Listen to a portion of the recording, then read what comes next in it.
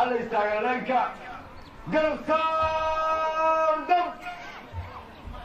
ciidanka booliiska Soomaaliyeed oo ku jira diyaar garowga sanad guurada 75aad ee ka soo wareegtay markii la aasaasay ciidamada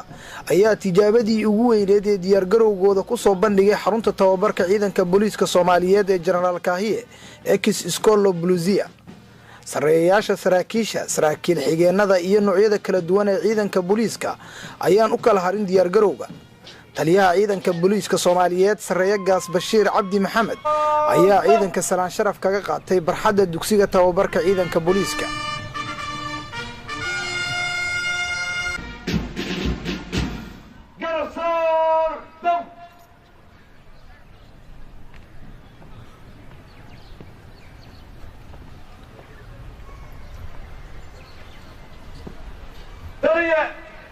saaka diyaar waxa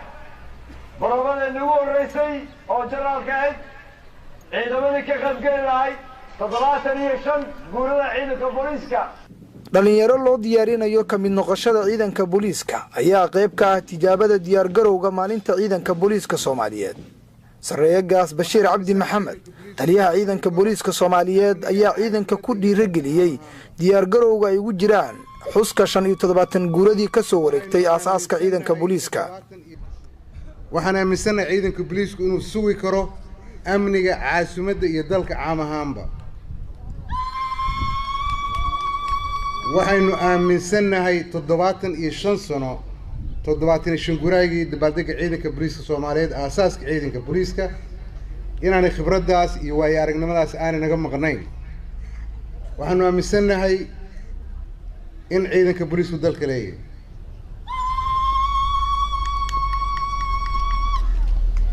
waxaan rajaynayaa marka ayaamaha yar inoo dhiman sida maalintaas aynu weynaynayno qadarinayno qiimeynayno oo magaceena iyo astaanteena leh aasaaskeenna inaynu ka soo dhalaali doono insha Allah inaynu ummadda tusi doono ciidanka